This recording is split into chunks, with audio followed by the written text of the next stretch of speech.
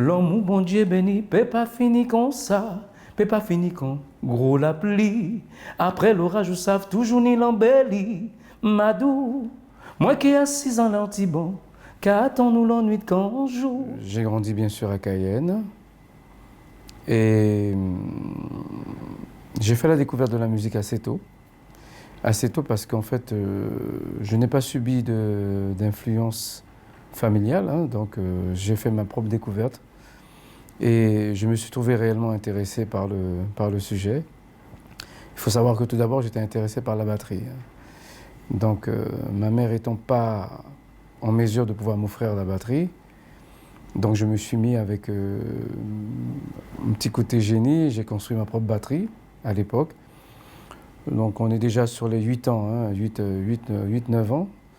Et j'ai fait ma propre batterie, je me rappelle ce jour-là. Et bon, mon père, lui, il est artisan en bâtiment, donc il avait des bombes de peinture vides, des fois encore pleines. Hein, bon, on a besoin de tomes, donc je construisais mes tomes avec. Donc les cymbales, je prenais les couvercles de boîtes de conserve. Ouais, bon, j'ai composé ma petite batterie tout seul et je m'étais à jouer. Donc c'est vrai que je pense pas que j'avais encore je n'étais pas encore doué au niveau des notes. Mais j'ai trouvé surprenant quand même de pouvoir attirer certains publics puisque j'étais juste face à la rue et il y a certaines personnes qui s'arrêtaient pour me regarder jouer. Donc c'est ce qui m'a encouragé à poursuivre et c'est longtemps plus tard que j'ai fait la découverte de la chanson. Donc voilà, étant batteur, j'ai intégré, même pas, j'ai côtoyé les grands musiciens quand même qui composaient le groupe GC9 Maripa. Donc j'étais encore jeune, donc j'assistais à toutes leurs répétitions. Et puis c'est comme ça que ça a grandi, et voilà, aujourd'hui, ça a donné Renato que vous voyez là. C'était dans quel quartier, quelle époque à peu près? Donc c'était à Cayenne, donc ce quartier-là, ça s'appelle le lotissement Passion. Les gens le connaissaient plus Chimay-la-Carrière, hein, c'est comme ça qu'ils appelaient, parce que c'était une façon de se repérer. C'était une route qui desservait la carrière de la Colasse à l'époque. Voilà, donc où ils pétaient des mines. Jusqu'à aujourd'hui, ils extraient encore du rocher à l'intérieur, mais c'est plus le même accès. Voilà. Mais c'est comme ça que les gens me voyaient assez souvent. Ouais, dehors. Le premier groupe donc, que tu as vu, c'est... Le groupe GC9 Maripa. Ouais. Qu'est-ce qui t'a attiré dans ce groupe? Ben, c'est déjà comment ils jouaient, et puis je trouvais qu'ils étaient tellement doués. Et puis il y avait des grands aussi à l'époque qui fréquentaient quand même le groupe GC9 Maripa. J'ai quelques noms d'ailleurs. Hein. Il y avait un cousin à moi d'ailleurs qui était bassiste. Bon, il n'a pas joué réellement avec, donc je pense qu'il venait et puis il s'amusait un peu parce qu'en fait il faisait partie même d'un grand orchestre à l'époque. J'ai pas le nom non plus. J'étais trop jeune hein, pour me rappeler de ça. Mais je sais qu'il était bassiste. Il s'appelle Hugues Serrano, qui était un très très très très bon bassiste d'ailleurs. Hugues Serrano, il y avait Monsieur Maquillé, un guitariste soliste qui était très doué et qui s'en est allé assez tôt d'ailleurs. Et puis il y en a d'autres qui ont... C'est là que j'ai découvert Monsieur Éric Romney aussi. Il venait aussi s'éclater avec certains amis. Donc j'ai quand même vu des grands, même, qui sont devenus même encore plus grands. Puisque bon, Éric Romney, c'est quand même pas un petit. Hein. Même quand je parle de Hugues Serrano, qui n'est pas du tout un petit de la musique, et ainsi que Monsieur Guy Maquillé, qui est malheureusement plus de ce monde. Donc l'adolescence, c'est là que vient la découverte du piano.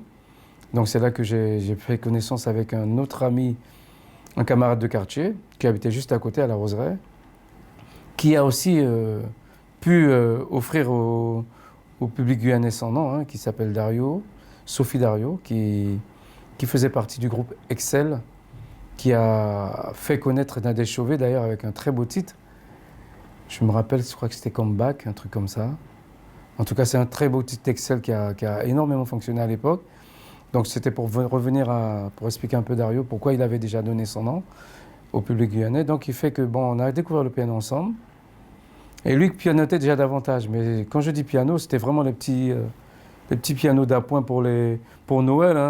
On plaquait déjà des accords là-dessus. Et c'est là que je me suis intéressé. Bon, j'ai commencé à pianoter un petit peu aussi. Et puis c'est là qu'on a plus ou moins approfondi le désir vraiment d'être musicien. Et c'est de là qu'est parti tous les grands zoukeurs là, qu'il y avait à l'époque.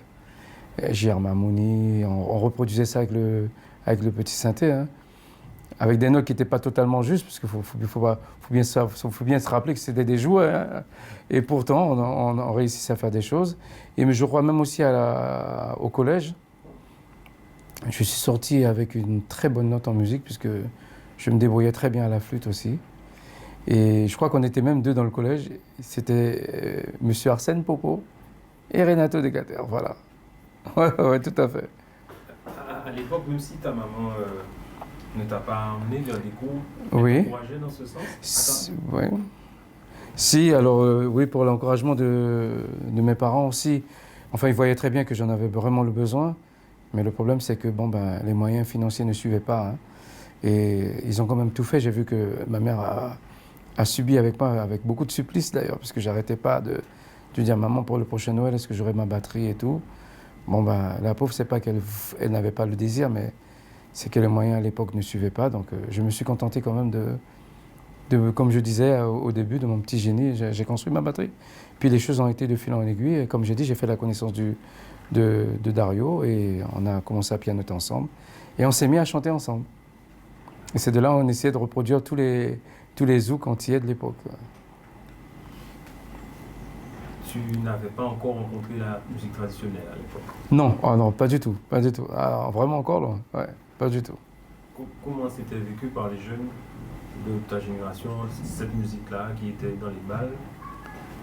On parle... Vous jouiez du zouk et pas forcément oui. La musique traditionnelle? Oui, parce qu'en fait, il faut savoir que la musique traditionnelle, à l'époque, n'avait pas du tout cette direction. C'était réellement consacré à une génération beaucoup plus âgée. Et c'est cette chose-là, justement, que déplore la Martinique et la Guadeloupe, puisque c'est quand même une musique qui, jusqu'à aujourd'hui, a encore sa place dans les Antilles, mais qui est toujours consommée par un public plus âgé. Et c'est vrai que la direction qu'a apportée la musique traditionnelle chez nous, ça a tout changé avec l'arrivée des mécènes. Voilà. D'accord. Ouais. On continue, hein, on va découvrir Renato. Après ton adolescence, raconte-nous un peu l'homme que tu es, agrandi dans quel univers? Toujours dans quelqu'un d'assez sage. J'ai jamais été un turbulent. Quelqu'un de très, je dirais, sérieux. Pas toujours avec de grandes réussites, parce que mon année scolaire n'a pas été quelque chose de défectueux, mais ça aurait pu être mieux. Bon, c'est vrai que les choses n'ont pas toujours été à ma portée. Je me suis quand même débrouillé quand même, hein. Je me suis sorti d'affaires et jamais été voyou, hein. Franchement pas du tout. Un petit gars très studieux, toujours carré dans toutes mes affaires, hein, même pour mes vêtements, même pour tout, hein, toujours. J'ai toujours été ainsi. Et c'est vrai que avec la musique, ça a apporté autre chose. Et puis avec tout ça, il y a eu le départ auprès pour le service militaire, hein, à 19 ans. Le service militaire m'a carrément enlevé la musique. Une fois arrivé en métropole, parce que moi j'étais marin, j'ai fait mon service dans la marine, et j'ai fait la découverte d'un autre passionné, un musicien. Et nous avons composé une petite chanson, lui et moi. Il jouait au synthé. Et elle était tellement belle, cette chanson, que je me rappelle encore quelques phrases, hein, d'ailleurs. Et il me disait que, mais Renato, tu penses on pourra même passer sur TF1 avec ça et tout? Je dis oui, mais bon, qui c'est qu'on connaît sur TF1? Bon, il me faisait rêver, il me dit oui, j'ai un oncle à moi, il est pas mal placé. Bon, il m'a fait rêver un petit peu. C'est vrai que bon, à cet âge-là, on croit à tout et en rien. Bon. Et après, il faut dire qu'en fait, jusqu'à maintenant, la musique me suit, hein, même durant mon service militaire. Et puis, c'est à la sortie du service militaire que là, je fais connaissance réellement avec la musique pour ce qu'on appelle, comme on dit rapidement, pour de vrai. Là, c'était pour de vrai, là.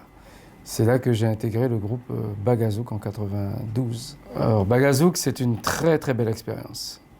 C'est Bagazouk qui m'a fait découvrir réellement la musique dans tout son art. C'est la famille Simonard.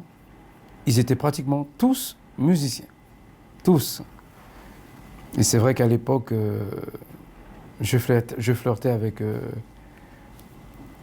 l'une des sœurs, Simona, et c'est de là que j'ai découvert la musique, comme je disais, dans tout son art, et je suis rentré en tant que chanteur.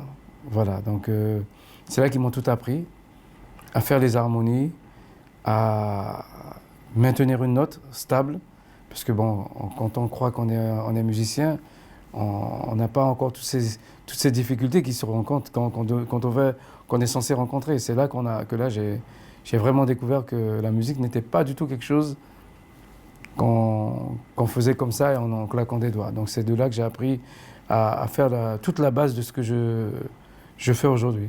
C'est avec le groupe Bagazou. On jouait de tout, hein. C'était du zouk, en passant par la tradition, hein, par le traditionnel, puisqu'on jouait pratiquement des petites soirées de vacances, quoi. Je suis reparti en métropole, et à mon retour, en 99, je vais faire mon premier titre sur une plaque, avec sous la promotion, je vais dire plus sous la production de monsieur Charles Martelly. Un passionné de musique qui a décidé d'investir et qui a bien vu comment j'étais assoiffé de pouvoir montrer mon art, quoi. Et c'est là qu'on a sorti une très belle plaque, c'était un trio, hein. Donc il y avait monsieur... Waouh! Il y avait... Je ne me rappelle plus du nom, mon Dieu.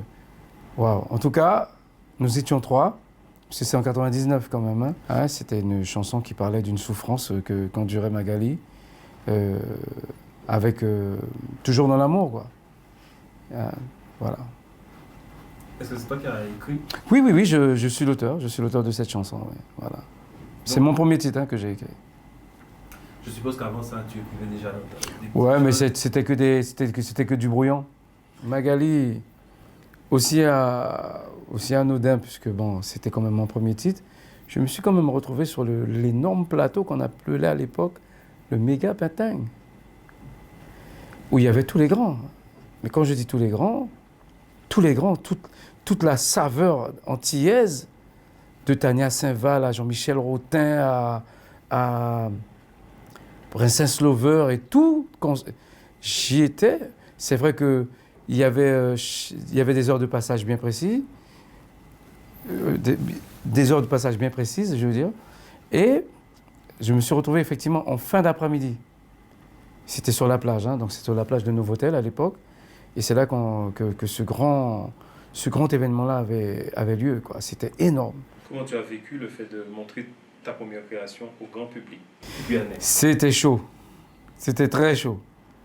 Pas chaud dans le sens où j'ai mis de l'ambiance. J'avais les jetons. Pourquoi? Ah, mais c'était un trac fou. C'est ma première scène.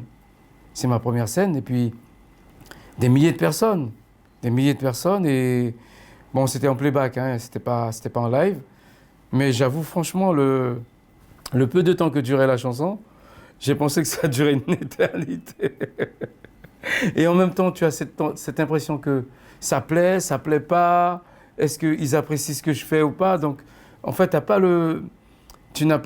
Non, c'était ma première grande scène. Puisqu'avec Bagazou, quand on avait des soirées, mais monter sur scène comme ça, et puis juste d'être aux côtés, et d'être dans la loge, enfin, être en loge avec Jocelyne Berroide, avec Patrick Saint-Éloi et tout ça. Et c'est des gens que je rêvais un jour de côtoyer. Et c'est arrivé comme ça. D'un coup, non, c'est vrai que c'était impressionnant. C'était vraiment impressionnant. C'est un jour que j'oublierai jamais. Je souhaitais que ça se termine très rapidement pour quitter la scène. Mais ça t'a conforté, tu t'es dit, ok, je vais continuer. Là. Ah si, puisque bon, lorsque tu baignes dans ce monde-là, tu vois un peu parce que tu as les paillettes plein les yeux. Hein. Tu as les paillettes plein les yeux, bon, surtout quand il y avait le grand Jean-Michel Rotin à l'époque qui sortait des tubes sur des tubes, Tania Saint-Val, il y avait d'autres groupes et Pearl Lama, tout ça. Non, tu t'es dit non, regarde où je suis, pourquoi je vais arrêter maintenant? C'est maintenant que je dois commencer. Et j'ai pas arrêté depuis, puisque j'ai quand même poursuivi, toujours avec le même producteur, Martelly, où j'ai sorti un album. Oh non, j'ai j'ai fait du featuring avec monsieur Patrick Adelaméli, du groupe Gérard Harmonie, où j'ai composé encore un autre morceau, plus l'auteur, j'étais auteur, donc j'ai écrit les paroles, c'était une mazurka, que j'ai chanté avec Mika, qu'on appelle Miguel Arnaud. C'est une petite mazurka que j'ai composée, et j'étais sur la plaque de Patrick Adelaméli, qui était pour moi un honneur. Et c'est là que j'ai découvert réellement comment chanter en studio. Parce que tout ça, c'est venu par la suite. Et c'est là que j'ai découvert que j'étais pas encore dans le coup. Et c'est avec Patrick Adelaméli, sans lui-même qu'il se rende compte, hein. Comme je regardais justement à travers la glace, je me suis dit, waouh, la technicité, sa façon de maîtriser son vocal. C'était d'une maîtrise, mais à couper le souffle.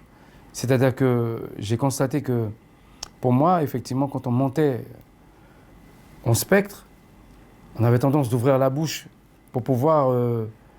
Ben non, j'ai vu qu'avec Patrick Adelaméli, il serrait les dents.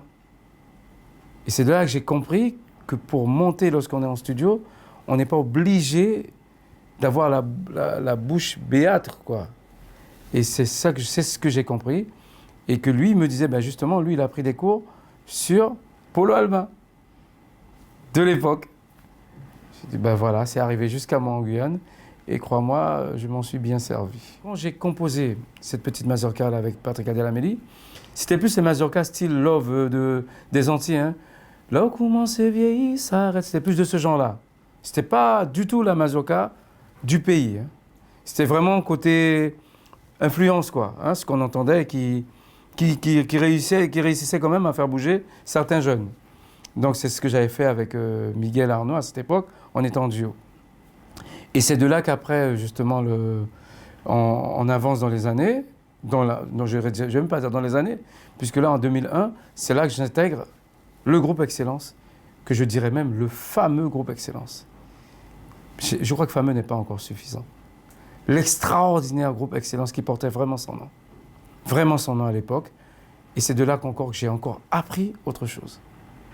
Parce que ceux qui étaient déjà dans ce groupe-là maîtrisaient des choses que je n'avais pas, moi, comme base. Et que c'est de là que j'ai découvert réellement l'ampleur que ça pouvait avoir de chanter. Avec maîtrise, avec texture, hein, avec une très belle texture de voix, maîtriser le côté convaincant de ce que tu dis en chantant, puisque chanter sans conviction, c'est raconter une histoire qui n'a pas de sens, d'accord ? Il faut vraiment savoir comment marquer ses intonations pour donner du sens à ce que l'on dit, en chantant. L'aventure d'Excellence, c'est du zouk compas. On jouait aussi de la tradition, on jouait du traditionnel. Mais c'est vrai que c'est toujours pas dans la même intensité que les grands groupes mythiques qu'on connaît aujourd'hui. Mais c'est vrai qu'on jouait l'un de leurs morceaux, quoi. Hein. Je prenais deux ou trois morceaux de Bernard Inglis à l'époque. Voilà. Qui plaisaient pendant le bal vacances. Il fallait pour diversifier un peu le répertoire, quoi. Sans y mettre réellement une idée quelconque que j'aurais intégré une fois pour toutes ce type de musique. Hein. Ben, je faisais parce que c'était à la demande du public. Voilà. Et c'est de là que nous étions quand même deux orchestres à cette époque-là qui quand même tenaient le public en haleine. On avait un plus grand que nous, qui était notre grand frère, qu'on appelait Évasion. Évasion, c'était un très, très grand groupe, et jusqu'à aujourd'hui, ils y sont encore. Et je tape des mains pour Jean-Paul Comartin, qui a su quand même maintenir encore le groupe en vie. Et Évasion est extraordinaire. Mais ça, là, on prenait des claques sur des claques. Hein. Ah ouais, avec Évasion.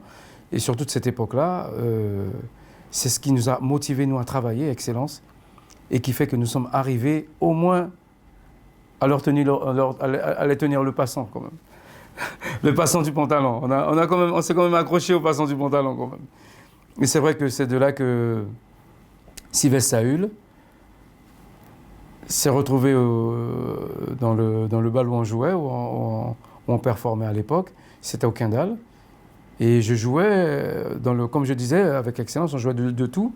Et je jouais du dombolo, la musique congolaise. Et c'est là qu'il a repéré, il s'est dit, waouh, j'ai une idée. Il a créé sa première mazurka avec cette connotation-là. la connotation du Dombolo. Et cette mazurka-là, ça s'appelle Maria. C'est de là qu'a pris naissance Maria. Et c'est avec Sylvestre Saül que j'ai fait la vraie et la définitive découverte de la musique traditionnelle.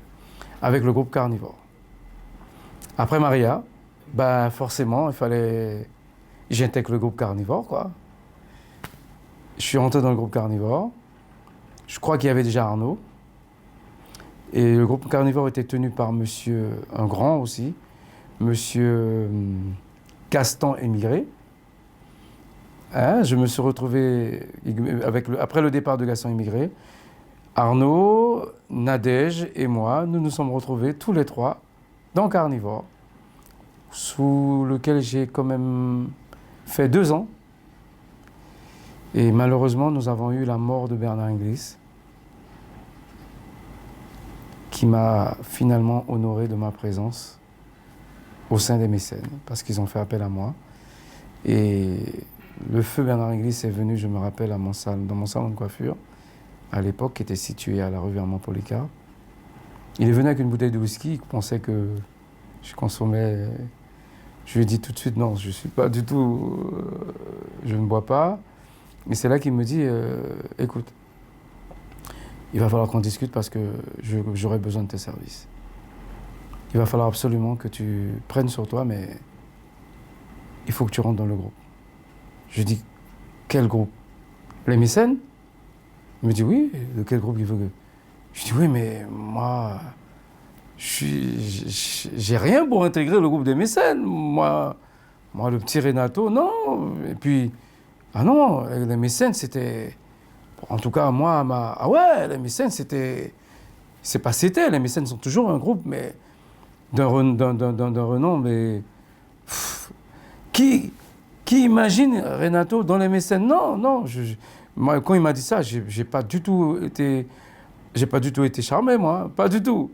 Je vois que là, il m'envoie au suicide, là, le gars. Je peux pas faire partie du groupe des mécènes, non. Je lui dis non, moi, c'est bizarre, mais je crois que j'ai du mal à m'y faire à l'idée, quoi. Il m'a dit non, écoute, viens assister à une première répétition, tu verras comment ça se passe, et tu vas me dire. Ce jour-là, j'ai été à la première répétition, avec Rudy Maurice, je me rappelle à l'époque. Ben, figure-toi qu'il y avait 2-3 là qui étaient là, qui n'étaient pas contents de ma présence. J'ai dit, ah, voilà maintenant qu'on est comme je suis situé, mieux vaut que je reste dans mon petit groupe d'excellence avec Carnivore à la limite, mais les mécènes, c'est pas pour moi. Donc, j'ai arrêté ça, j'ai pas insisté.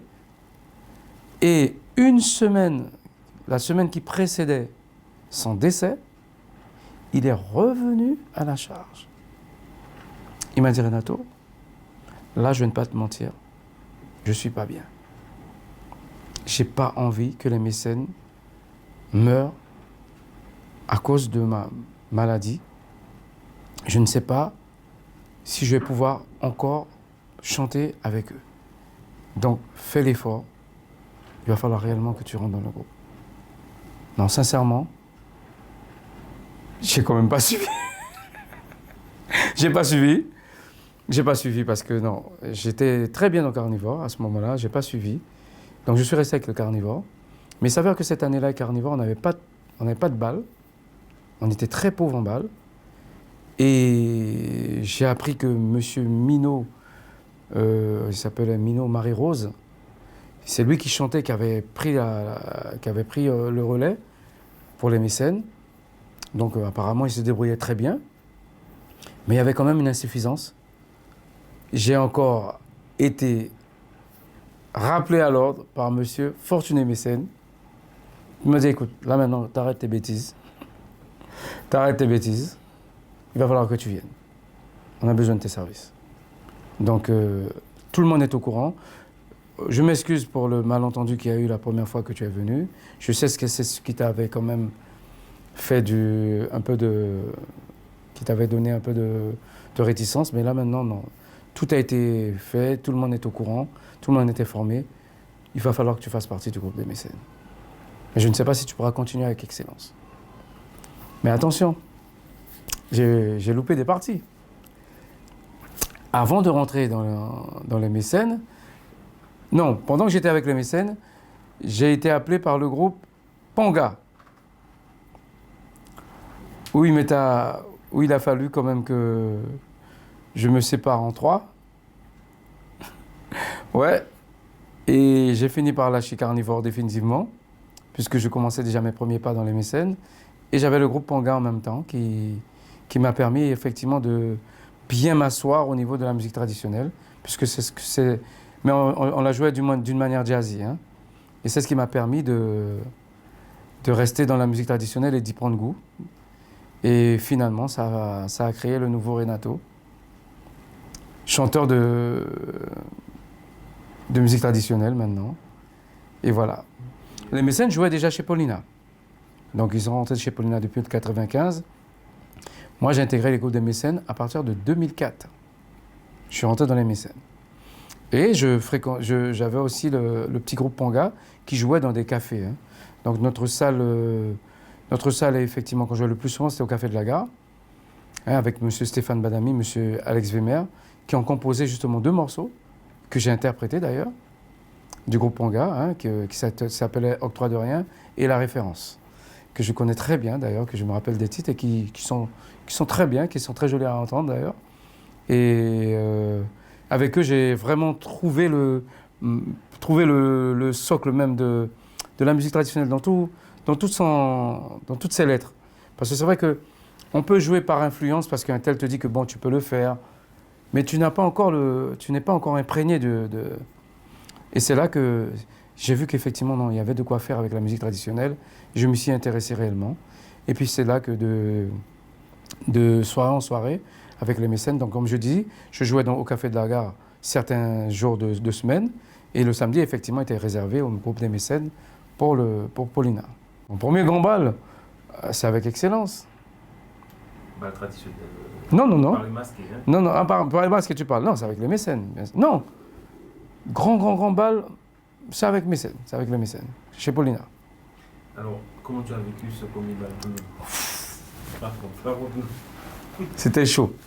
Alors, mon premier grand bal avec les mécènes, c'était tellement chaud qu'avec toutes les années que j'avais déjà, je me suis encore retrouvé pratiquement dans le même point de départ. Parce que la musique traditionnelle jouée par les mécènes est d'une magie à ne plus savoir comment l'interpréter. Alors, je m'explique. C'est-à-dire que lorsque on est sur le podium de Paulina, le public qui était déjà habitué à Bernard connaissent toutes ses chansons et ses habitudes. Et ils attendent quelque chose de toi. Pas forcément qui vient de Bernard, mais quelque chose qui les attrape dans les tripes et qui leur dit, lui, il est venu pour faire quelque chose. Mais avant qu'on te donne tout ça, c'est-à-dire tout ce genre d'appréciation-là, tout ce genre d'attention-là, tu passes un enfer. Tu passes un enfer, parce que je me rappelle, j'étais du côté gauche de la scène, Mino était encore là avec Clara, j'étais dans mon petit micro, j'essayais de faire ma place, et je donnais tout ce que j'avais de moi-même, hein, parce que j'aime faire les choses bien.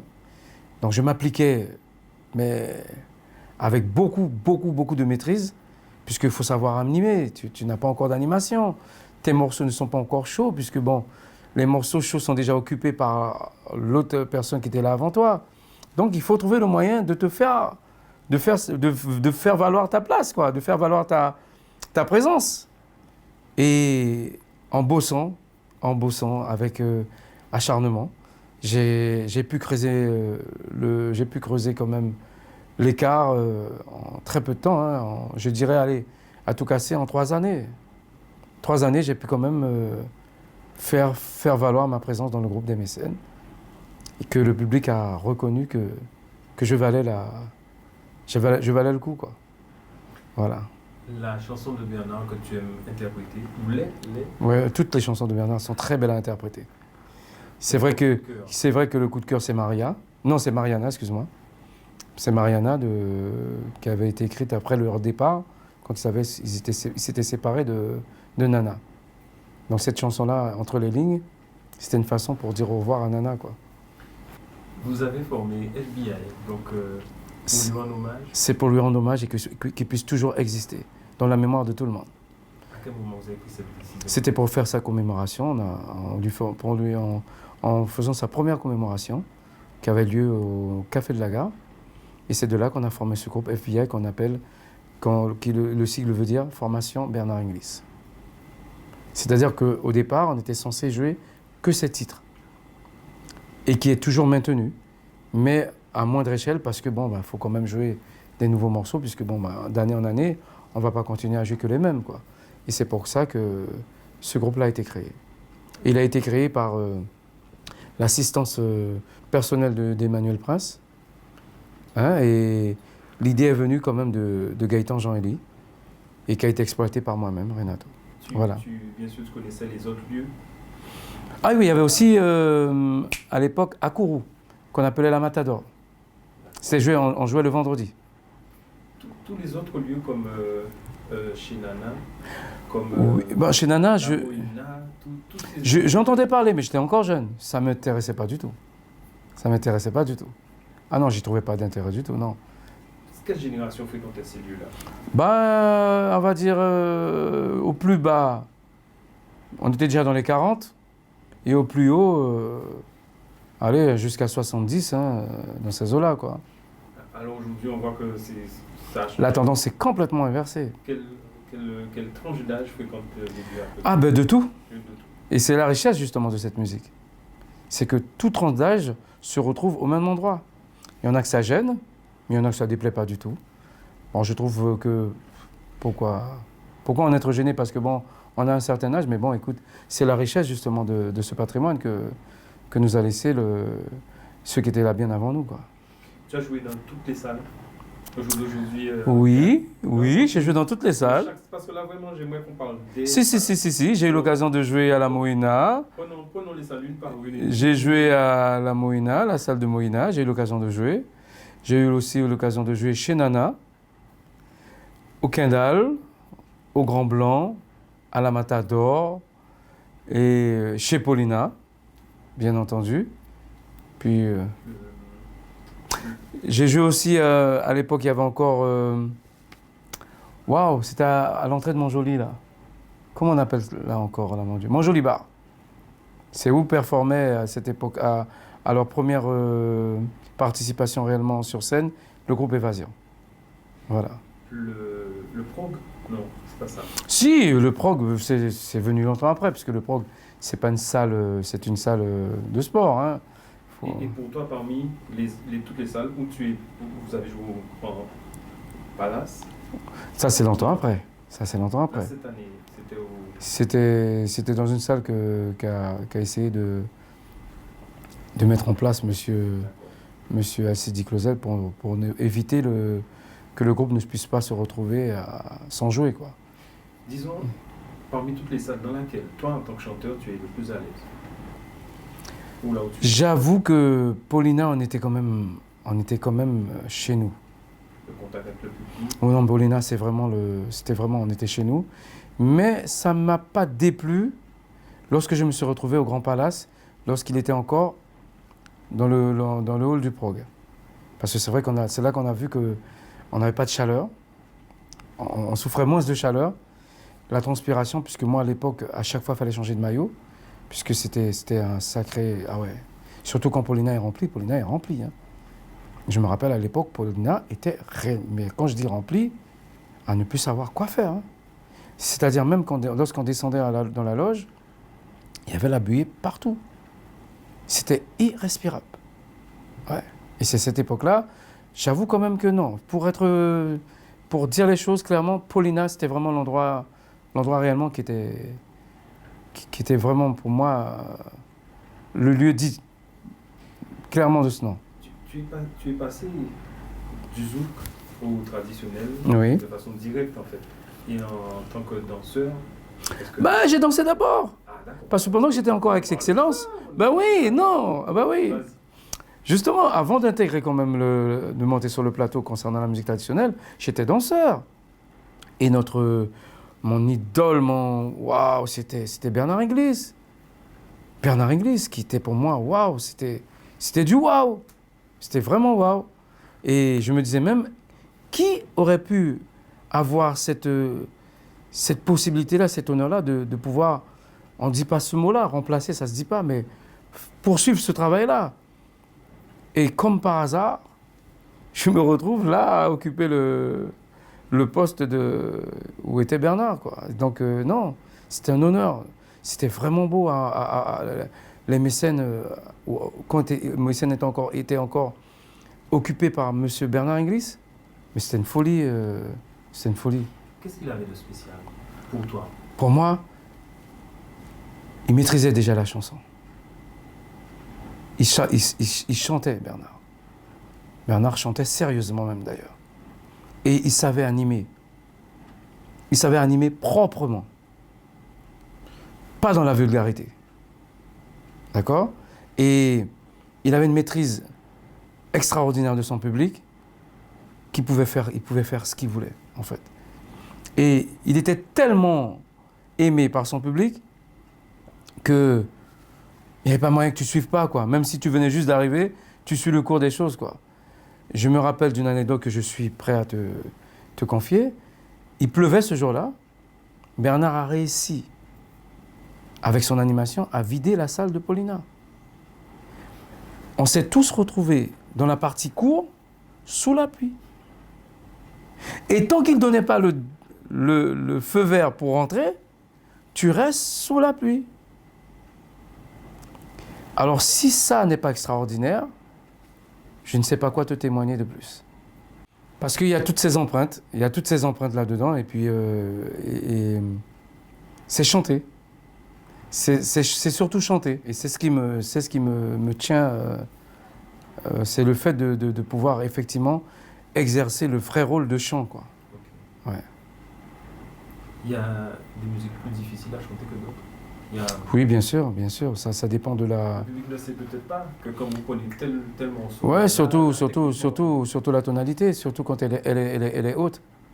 Il faut savoir grimper, hein. On peut grimper et redescendre très mal. Bon, le tout, c'est de redescendre avec rappel, quoi.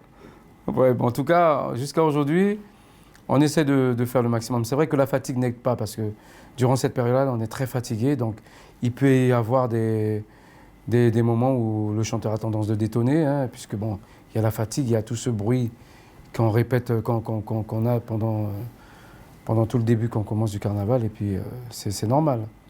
La fatigue joue souvent des tours, ça c'est clair. Alors justement, vous parlez de ça, en termes de préparation, avant le carnaval, là on est dans la période qui vient après, pendant ces 10 mois sans, comment tu te prépares? On se prépare, déjà on prépare les albums, hein, le temps est très court. Hein, entre le carnaval de cette année et celui qui succède, c'est très court. On n'a pas une année complète puisqu'il y a les vacances, qui est coupée aussi par des prestations, hein, du groupe. Donc on a quoi? À tout casser 3 à 4 bons mois pour pouvoir réellement préparer l'album qui va suivre, qui sera pour l'année suivante. Donc durant tout ce temps-là, on est là, on prépare l'album, on est au studio, on fait le nécessaire. Et puis c'est vrai qu'on a un mois à tout casser pour pouvoir réellement se préparer physiquement, reprendre ses activités sportives et puis changer sa façon de se nourrir, hein. Tout ça rentre en jeu, hein. Tout ça rentre en jeu. Il y a des choses que tu ne peux pas manger? Ah oui, par exemple, tout ce qui est produits laitiers. Et puis surtout aussi tout ce qui est noix, cacahuètes et tout ça, pour éviter, quoi. Il faut éviter ça parce que ça permet de se retrouver avec le corde vocale toujours... je ne sais pas comment expliquer ça, mais en tout cas, mieux vaut éviter, durant cette période-là, ce genre de nourriture. Tu as fait donc tes premiers bals. Là, c'est le groupe Mécène. Oui. Monsieur Inglis est parti, mais vous avez repris le flambeau. Et à ce moment-là, comment la population vit les nouvelles chansons que vous avez? Est-ce qu'ils les acceptent tout de suite? Est-ce que ce sont des succès? Mais ça a eu, grâce justement à Sylvestre Sahul, qu'il faut quand même qu'on rend hommage à sa participation active dans le monde de la musique traditionnelle, dite, entre parenthèses, carnaval, c'est le changement qu'il a ramené dans la musique traditionnelle. Sylvestre est venu avec un autre style, depuis avec son premier titre, La Corrida, qui a suivi avec Maria et tout le reste. C'est ce qui a permis au jeune public maintenant de faire leur place dans la musique traditionnelle. Et c'est ce qui m'a permis d'avoir plus d'aisance, puisque j'ai eu quand même l'occasion de faire 2 titres avec, non même 3, je ne me rappelle plus, avec Carnivore. Et ça m'a permis après d'intégrer le groupe des mécènes, où c'est Mécène Fortuné encore qui écrivait, qui est un très bon parolier hein, d'ailleurs. Et j'ai eu l'occasion aussi de participer sur les albums avec Henri Placide, Claude Orion, les grands, la crème de la crème. Donc tout ça m'a donné un apport supplémentaire à pouvoir faire les choses. Donc c'est vrai qu'au départ, c'était pas tout de suite capté, mais il n'y avait plus Bernard, hein, donc il faut bien qu'on se retrouve avec autre chose, quoi. Donc les choses ont été de fil en aiguille, quoi. C'était pas si dur que ça, mais c'était pas non plus de toute aise. S'il y a problème, comme je dirais qu'il est possible qu'il en ait, mais c'est dû à la personnalité de cette personne-là. C'est pas plus... Il n'y a pas à chercher midi à 14h. C'est dû à la personnalité de l'individu. S'il y a problème, c'est dû, je répète clairement, à la personnalité de l'individu. Si cet individu est, je dirais, doté d'une humilité, d'un partage, surtout en musique, parce qu'il faut partager en musique, tolérance, je ne vois pas comment cette personne-là peut se retrouver dans des problèmes avec d'autres musiciens. D'accord ? La recette n'est pas compliquée, elle est partagée à tout le monde. Mais c'est vrai que tu as certains qui sont malheureusement différents et qui se retrouvent souvent confrontés à des soucis et qui ne reconnaissent toujours pas qu'ils viennent d'eux. C'est tellement compliqué, c'est tellement dur qu'on oublie le côté autodidacte. Hein. Parce que je pense qu'on devient même tous, à la limite, semi-pro, puisqu'il faut quand même avoir le comportement et l'hygiène de vie pour pouvoir tenir le nombre de soirées qui est prévu au programme. Et l'apport forcément des musiciens formés, forcément est de rigueur, hein, puisque bon, c'est eux quand même qui stabilisent le groupe hein, avec toutes leurs connaissances. Et heureusement qu'on en a, parce que c'est vrai que pour trouver le moyen d'avoir une musique bien associée avec tout ce qu'il faut, il faut quand même avoir des professionnels en fait. Et heureusement on en a, nous on n'en manque pas. Et je remercie leur présence d'ailleurs parce qu'ils nous écartent pas mal d'erreurs qu'on peut causer avec négligence, je vais dire. Surtout dans les accords, hein, qui est fondé. Donc une très belle reconnaissance à la venue de M. Émeric Létard, qui aujourd'hui conduit le groupe dans toute sa splendeur, avec sa connaissance qu'il a autant que prof déjà de musique, et d'un très bon musicien que moi-même personnellement je reconnais et que j'applaudis. Ouais. C'est un beau mélange en fait, oui. Entre les passionnés, les pros. Tout à fait, oui. Et vous arrivez à former une équipe qui est soudée. On a bien besoin, on a tellement besoin qu'on ne peut pas faire autrement. On ne peut pas faire autrement. Ils sont d'une importance capitale pour le groupe. Du coup, on peut aussi parler de la durée d'un bal. J'ai ouais. vu des changements cette année. J'ai vu des relais. Oui. Que je n'avais pas encore connus. Quand tu dis des relais? Des relais de 2 heures par groupe. Ça dépend des soirées. Dans certaines soirées, bien oui, sûr. Ça dépend des soirées. Et il y avait cette discussion l'année dernière sur des soirées trop longues, pour physique, pour... En fait, il faut savoir que c'est pas une mauvaise idée de penser à ça. C'est-à-dire de partager une soirée. C'est pas de mauvais augure, hein, je dis. Mais, calcul fait avant la paye. D'accord ? Il faut savoir que si par exemple on est amené, comme je disais, à jouer 2 groupes dans une salle pour assurer le bal paré masqué. le vrai bal traditionnel même, le bal Paris masqué. Il faut trouver les sous pour ça. Il faut trouver les sous pour ça, déjà, pour commencer. Il y a le nerf de la guerre, pour commencer. Plus encore, nous jouons tous les deux les mêmes morceaux. Si c'est pour se retrouver dans le même bal et à jouer les mêmes morceaux, je ne vois réellement pas où se trouve la nécessité. Quand on dit annexe, c'est-à-dire des soirées genre Tololo ou bien des bals midi-minuit, on se retrouve à plusieurs, même des fois 3, 4. Ben, on essaie de jouer quand même 1h30, 2 heures de temps, mais tu retrouves toujours les mêmes morceaux, interprétés par différents orchestres. Mais ils se disent que le fait que c'est joué différemment, ça va faire l'affaire.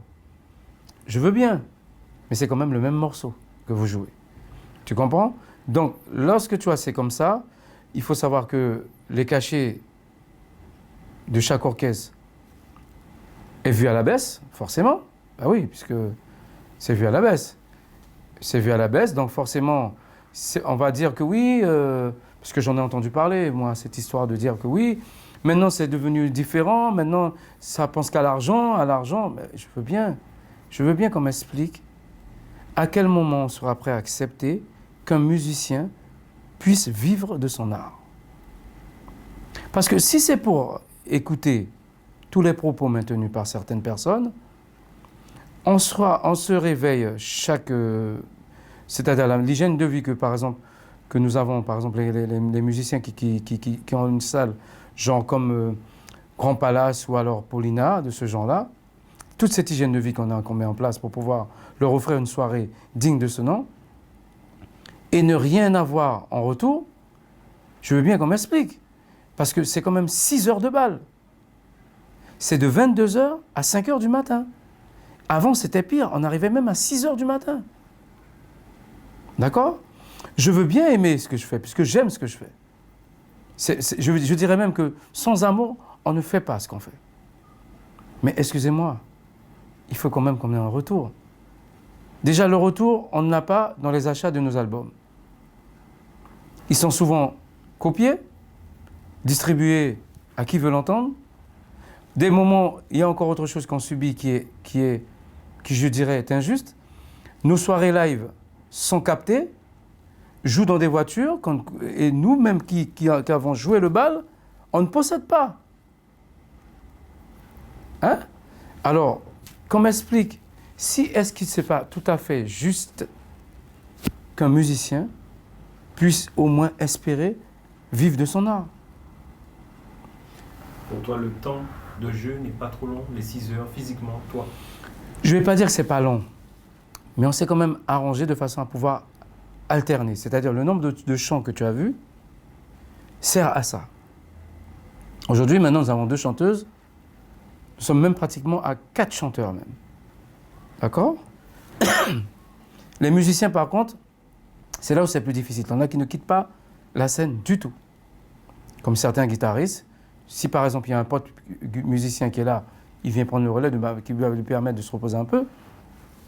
Mais je veux te dire qu'avec l'hygiène de vie que nous avons, ce n'est pas ce qui gêne réellement.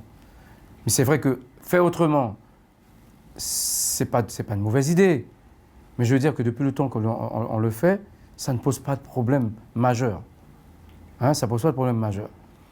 Après, l'idée est venue parce que tu as certains orchestres qui ont envie de faire leur nom, qui ont envie de se propulser. Mais je dirais à ces orchestres-là qu'il n'y a que le travail qui permet d'être propulsé. Et vous allez voir que le travail, ça paye systématiquement. Parce que quand je regarde aujourd'hui le niveau de Carnivore, c'est le travail qui a amené le Carnivore jusqu'à là. Et Carnivore, c'est un très bon groupe.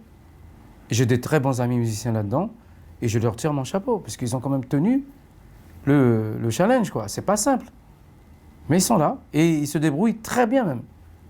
Voilà, donc c'est vrai qu'on a 2 grands groupes aujourd'hui, qui est Meissen Blue Star, parce que c'est eux quand même qui sont à la hauteur de tous les titres qu'on entend, puisqu'ils n'ont quand même pas un panache de titres inégalés. Hein, parce que je me retrouve des fois à compter les morceaux que jouent les Meissen, on dépasse 60 morceaux, hein, à l'aise. Donc 2024, ça va me donner 20 ans. Oui. 20 ans de Meissen. Fidèle aux Meissen. Ah si, oui, c'est pas pour te dire que tout a été rose, hein, mais il faut savoir que ça fait partie hein, d'une vie familiale. Entre époux, il y a des hauts et des bas, on fait en sorte que ça s'équilibre, tu vois. Mais je n'ai pas été d'un esprit revêche au point d'en vouloir à tout le monde et de me dire que bon, ben, ce groupe-là, je m'en vais parce qu'il est comme ça, il est comme ci, il est comme ça. Non. Il faut, comme je te dis, toujours arriver à un certain moment, se poser les bonnes questions et trouver où aussi se trouvent tes torts pour pouvoir créer l'équilibre. Voilà.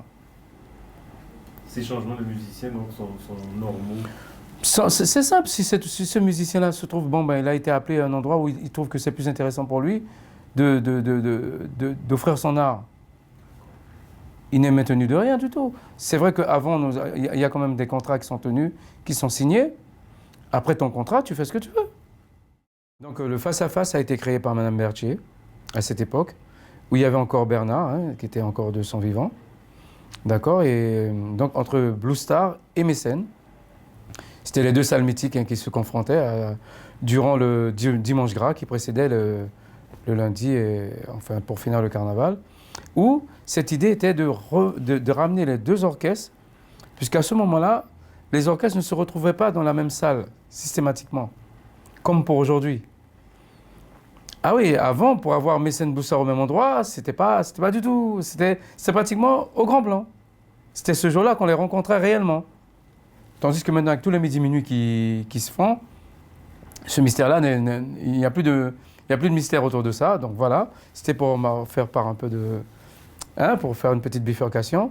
Donc je reviens au concept face à face. Donc c'était créé pour ça. Donc les deux mondes parés masqués se rejoignaient parce que c'était masqué. Hein. Tout le monde, c'était masqué. C'était une soirée parée masquée, jouée le dimanche. Donc les deux salles se retrouvaient avec les deux publics masqués, tout loulou. Voilà, donc c'est vrai que ça se voyait tout de suite puisque je me rappelle que on voyait que chez Nana, le public de chez Nana était beaucoup plus âgé que le public des Mécènes. Et ça a toujours été, hein, ça a toujours été. Donc je souris un peu parce que c'est toujours quelque chose qui m'a toujours trouvé ça curieux. Surtout que bon, ben, on joue pratiquement les mêmes balles, quoi. Mais bon, en tout cas, c'était comme ça.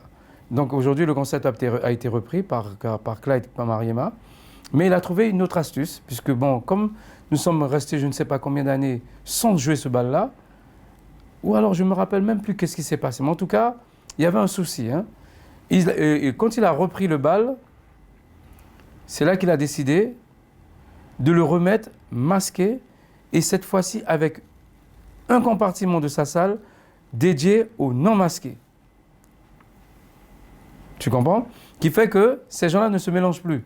Sauf le cavalier, qui est le roi de cette soirée, il est capable de se pavaner dans les deux. Donc c'est là qu'on fait des échanges de morceaux. Donc il y a des morceaux qui sont choisis au préalable par les deux chefs d'orchestre et qui sont soumis au battle. Voilà. Donc, si je joue mauvais langue, tu joueras mauvais langue à ta sauce.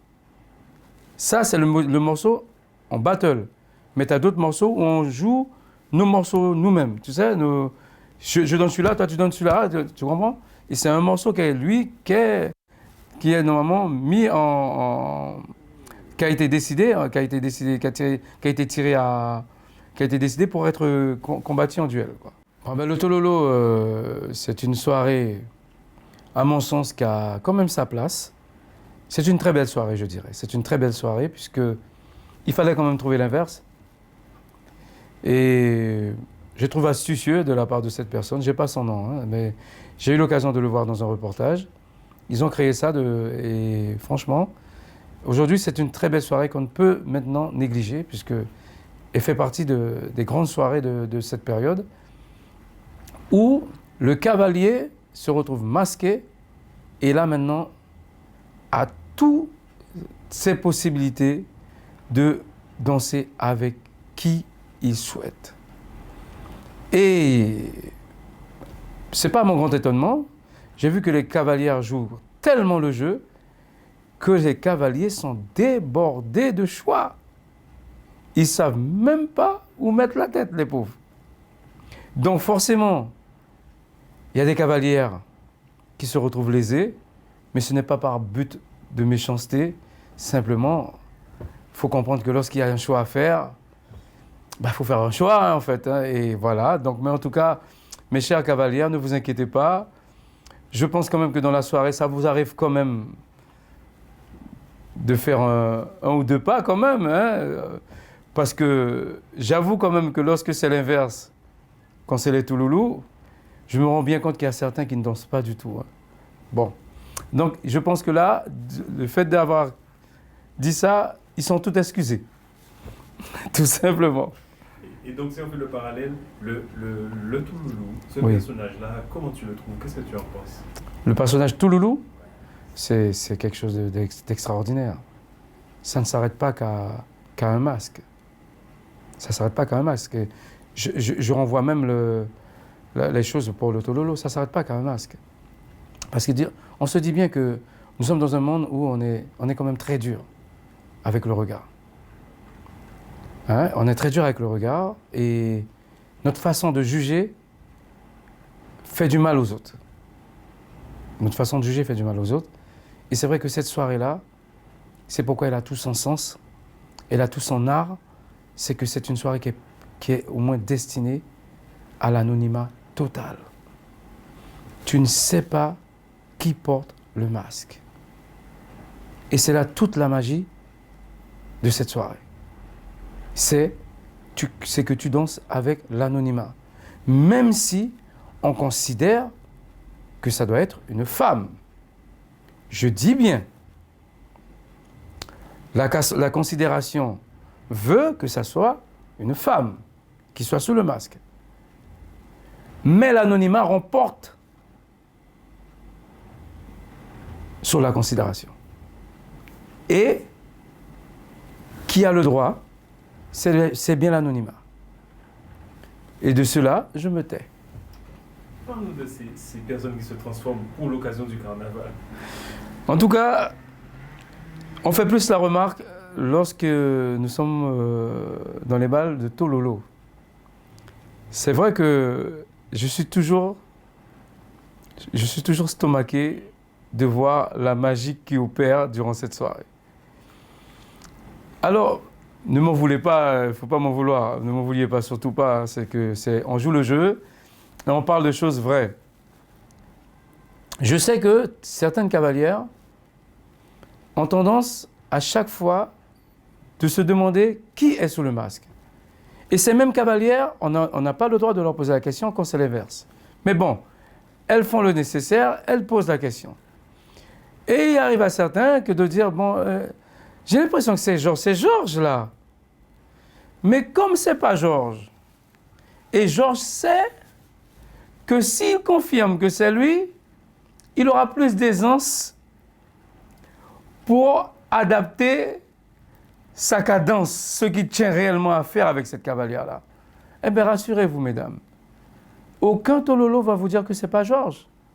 Ça sera forcément Georges, puisque Georges a besoin d'être à l'aise, et c'est tout ce qu'il attend.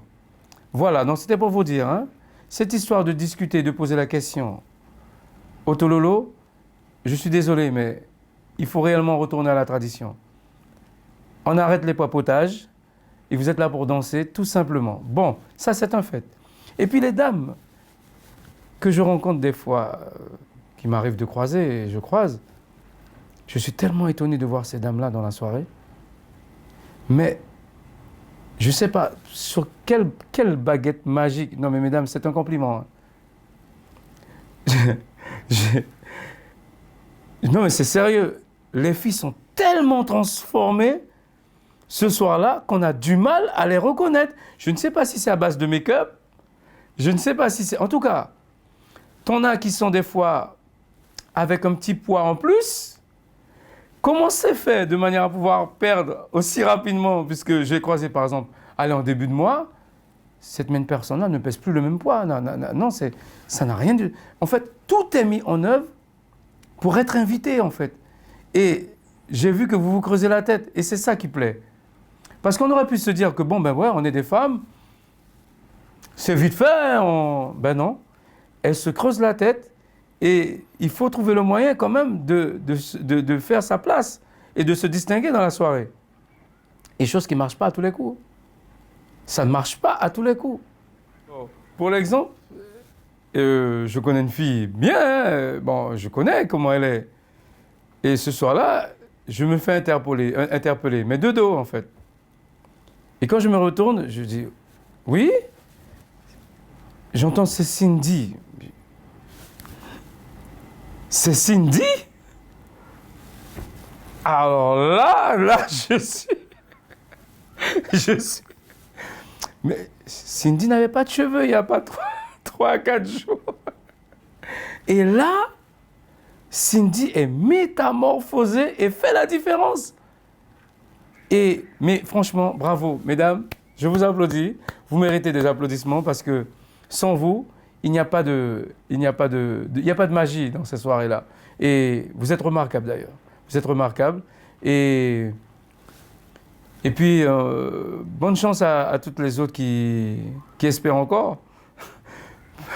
Mais tout le monde ne peut pas danser, il faut le savoir. C'est comme pour les cavaliers. C'est pareil. Cindy est là. OK. C'est par Amour de Nègre. Ouais. Hein? Si tu veux nous parler de cette chanson que tu interprètes magnifiquement hein, à chaque fois, comment tu as rencontré cette chanson? Cette chanson-là a été décidée à être reprise en mazurka par Monsieur Gaëtan Jean-Élie. C'est lui qui a quand même aussi à l'auteur du medley qu'on a fait concernant l'hommage à Bernard. Et il a voulu quand même mettre cette chanson-là, mais en mazurka.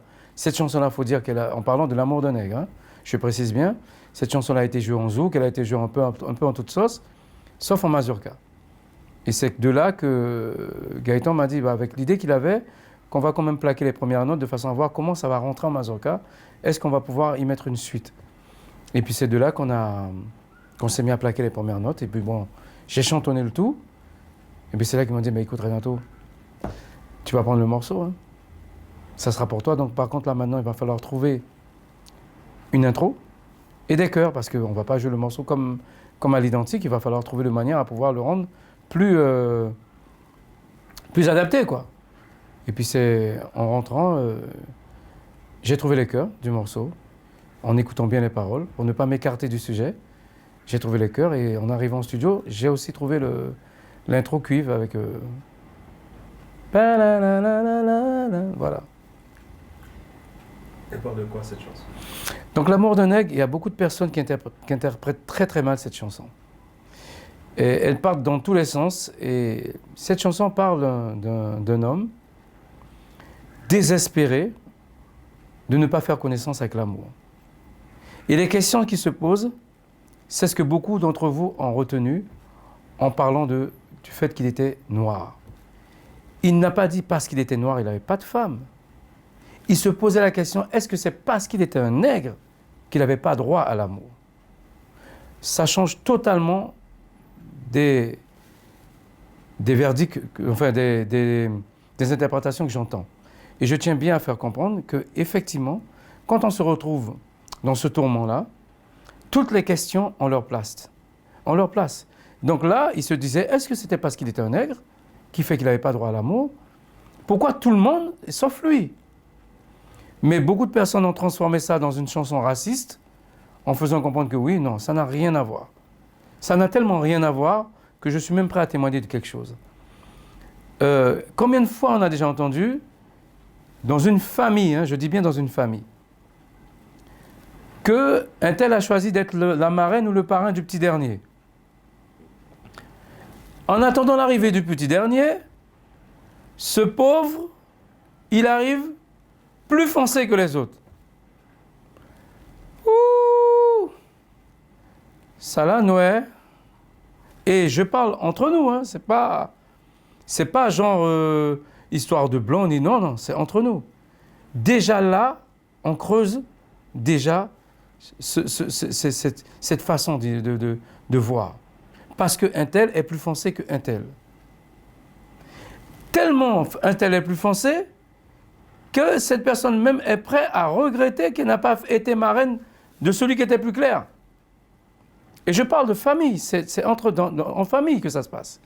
Donc, je suis désolé, avec toutes ces personnes qui sont choquées et qui interprètent très mal cette chanson, j'aimerais bien, je suis désolé, je vais être cru, hein, arrêter cette hypocrisie. Arrêtez cette hypocrisie. Ça a toujours été dans la nuit des temps. Et jusqu'à aujourd'hui, ça perdure d'ailleurs. D'accord? Donc, voilà. Donc, c'était pour expliquer que cette chanson est très belle. Écoutez-la bien. Traitez avec beaucoup de sensibilité le texte. Et vous verrez où se cache la vérité. Mais c'est surtout pas dans le racisme. Voilà. Il faut savoir que je suis coiffeur de profession. Donc, je vis de cette profession-là en plus grande partie. Mais il y a aussi la partie musicale qui complète ma situation sociale, je vais dire. Je vais dire ça comme ça. Donc, je ne peux pas ôter de ma profession la musique. Donc, cela explique que quand on se retrouve avec des propos du genre, bon ben écoutez, oui, tout est venu maintenant argent, c'est une histoire de sous, ben écoutez, je suis désolé, mais si on prend le temps d'investir dans une tenue vestimentaire pour aller au bal, il faut quand même payer ces musiciens-là qui quand même font le déplacement et puis offrent de leur art, de leur temps, de leur passion pour pouvoir vous enjoyer. Hein? Donc si on est content de sa soirée, j'estime quand même qu'il est légitime que ce musicien-là puisse avoir un cachet digne de ce nom. D'accord? C'est vrai que c'est une période où on se retrouve avec beaucoup de contrats et c'est des choses que nous faisons avec beaucoup de cœur, beaucoup de passion. Attention, on ne se moque pas parce qu'on gagne un peu de sous là-dessus et encore. C'est même pas ce qu'on appelle réellement gagner. Hein. C'est vraiment d'effraiement, je dirais. Pour le nombre de temps qu'on y met, pour le nombre d'investissements qu'on fait, c'est vraiment un défraiement qu'on gagne là-dessus. Donc j'aimerais que beaucoup de personnes puissent s'asseoir et ne pas dire des choses comme ça sans pour cela réellement et tenir le bon bout de l'histoire. Parce que la même manière qu'on dit ça, je vais dire par la période du carnaval, il faut se dire que même le vendeur de tissus, c'est là qu'il essaie de faire son chiffre d'affaires. Parce que c'est là qu'il vend le tissu. Le petit marchand de kalawang, de pop-corn, c'est là qu'il essaie de faire entrer un peu d'argent parce qu'il y a du monde dans les rues. Donc, tout est en rapport avec la rémunération. On ne peut rien faire sans rémunération. Donc, je ne sais pas qui décide de prendre 200 ans et offrir 6 heures de bal à quelqu'un et pour entendre juste des applaudissements et puis merci, c'était bien. Ça nous fait du bien de les entendre. Mais croyez-moi, ça soulage quand on se dit que bon, on n'a pas perdu quand même notre temps. Et c'est la récompense de tout musicien. Voilà. Dans cette même ligne-là, cette période amène beaucoup de touristes vers la Guyane. Bien sûr, oui. Beaucoup de Guyanais rentrent au pays. Bien sûr, bien sûr. Donc, il y a, comme tu dis, une économie. Oui, une économie, oui. Est-ce que tu penses que tout le monde en est conscient? Non, je ne pense pas, parce que même le monde économique fait comprendre par leurs propos que ça ne joue pas réellement dans la balance. Moi, je ne crois pas trop. C'est comme lorsqu'on fait le recensement, on se dit qu'on est à 300 000, on sait très bien qu'on est bien plus que 300 000, d'accord? Donc, il y a bien des choses, il y a bien des chiffres qui vous échappent, ça c'est clair, hein, il faut le reconnaître. Mais il faut savoir que pendant cette période, effectivement, il y a des va-et-vient hein, de personnes qui vivent à l'extérieur, qui rentrent à nouveau au pays pour pouvoir en profiter, comme certains touristes aussi qui viennent pour découvrir le moment. Donc j'estime quand même qu'il y a une épingle à tirer de tout ça. Simplement, si on avait agencé notre carnaval de manière touristique, on aurait mieux compris l'enjeu. Mais comme tout le monde ne prend pas ça au sérieux, puisque bon, ben, certains disent oui, bon, ben, à Touloulou, moi j'aime pas ça. Bon, si, pour moi personnellement, on peut éliminer ça. Ça me fait tellement de mal d'entendre ça. C'est que, enfin, je veux bien comprendre que tu n'aimes pas, mais ça ne veut pas dire que ce n'est pas nécessaire pour d'autres personnes. Voilà. Mais bon, je ne m'arrête pas sur une mauvaise note. Je sais que beaucoup de personnes en ont conscience et savent très bien que c'est ça a quand même sa place. Bon, qu'est-ce que j'aurais changé dans le carnaval de Salles? Je dirais pas grand-chose, moi personnellement, puisque je pense que mes prédécesseurs l'ont agencé d'une manière, pour moi, il n'y a pas grand-chose à faire. Je dirais même pour moi, il n'y a rien à faire de ce côté. Améliorer, par contre, oui. Améliorer, oui. Du sens que il va falloir qu'on revoie les prix exercés, de manière à ce que tout le monde puisse retrouver sa place. C'est-à-dire qu'à l'heure actuelle, le Touloulou, j'estime que son entrée est quand même d'un prix conséquent. Sachant que pour qu'elle puisse justement avoir ou alors s'offrir le privilège de ce bal-là, elle dépense chaque samedi au minimum 80 et voire même 90 €. Je parle uniquement de la tenue. Donc, même pour aller jusqu'à la confection des costumes, sincèrement, je sais que vous passez votre temps à coudre, c'est un travail acharné, je sais, c'est très dur, mais pour pouvoir équilibrer les choses, faisons en sorte que les prix soient attractifs pour tout le monde. Et vous allez voir que beaucoup de personnes vont retrouver le chemin de ces soirées-là et vont pouvoir en profiter. Ça, c'est le premier point, le premier volet. Après, il y a le volet comportement en salle. Je déplore beaucoup cette nouvelle génération qui a intégré les salles, qui ont changé des choses qui étaient importantes à ne pas changer. Toute évolution n'est pas bon à être, d'accord, à être amenée. Du sens où certaines filles, à peine sorties du dancing, sont déjà démasquées. Et ça, je déplore. C'est tellement inconcevable que je dirais même que s'il y avait une loi qui régissait ça, cette personne aurait été verbalisée. D'accord? L'anonymat doit être maintenu jusqu'à l'arrivée de son véhicule ou même à chez elle. Alors cette personne-là puisse trouver l'occasion d'être amenée par quelqu'un, d'être véhiculée par une personne, machin, mais au moins éviter ça. Et puis arrêtez de dire qui je suis. Parce qu'on est persuadé qu'on est très joli, on s'imagine qu'on est encore sur Facebook. Là, ce n'est pas Facebook. Et ça, c'est horrible. D'accord? Donc ça, je ne tolère pas ça.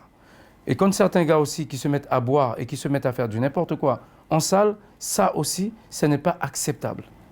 Il faut savoir que lorsqu'on consomme, il y a un certain moment, il faut dire stop. Parce qu'on est quand même en société, il y a un comportement à maintenir pour pouvoir équilibrer les choses, pour que personne puisse se plaindre de personne. Parce que jusqu'à aujourd'hui, c'est ce qui fait la richesse de notre carnaval. On n'a toujours pas ces comportements au point, il y a la grande bagarre et tout. Tant mieux d'ailleurs. Et je remercie à tout le monde de jouer le jeu. Bon, et puis ces personnes qui intègrent les salles sont pour cela passées par la case apprentissage. Messieurs et dames, vous avez des cours qui sont donnés durant toute la semaine. Rendez-vous chez ces personnes-là, prenez des cours. Lorsqu'on arrive à l'université, on sait déjà danser. On n'est pas obligé de connaître tous les pas qui ont été inventés par différents cavaliers selon le morceau, mais on sait danser la mazurka. Donc ça, c'est important.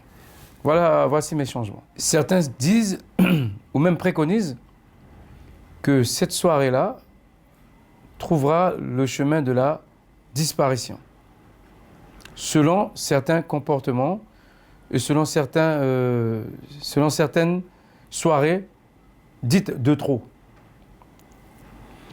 Moi, je vais dire un truc.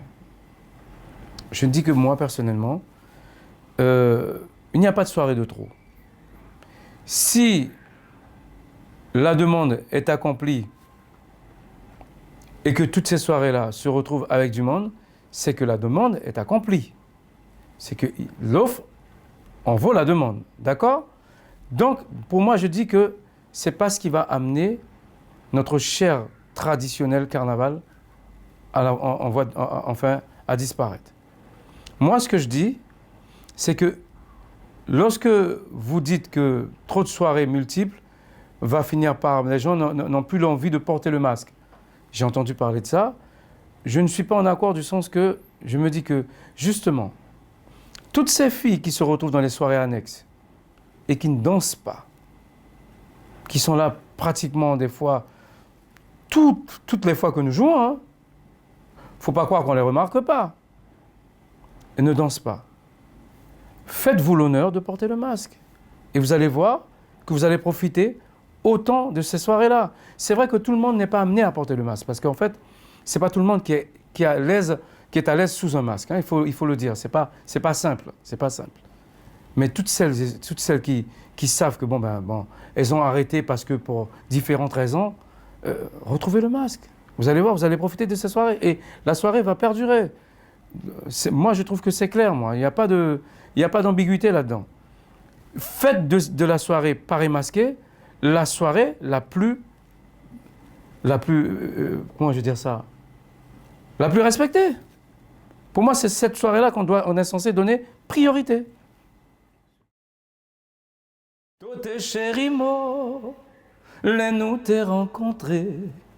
Mo t'es jaloux, nous t'es d'amour sérieux. Ça, c'est Mariana. Il y a un proverbe qui a dit, parole en bouche pas charge. Zot quand on racontait, même ça zot pas connaître. Fait zot langue plaisir, nourrit zot jalousie. Zot ka parler, même si zot ka parler, même mot pas mêlé. Mot ka fait mot chimène, pendant zot ka parler. Zot quand on mal parler, zot peut continuer. Ça, c'est mauvais langue. Autour de moi, il n'y a que la haine.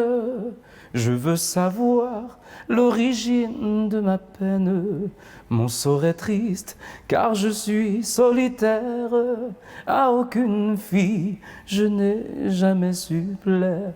Ça, c'est l'amour de nègre. Si un jour, s'autrive joindre, que grand l'amour. Quand chance, ça pas qu'arriver tous les jours. Prends précaution, sauve-le à cadeau, bon Dieu. Faut autres savez, après on pas guider. Ok? Important. Et puis voilà, je m'arrête sur ça. Merci, monsieur Digater. Je vous en prie, cher monsieur.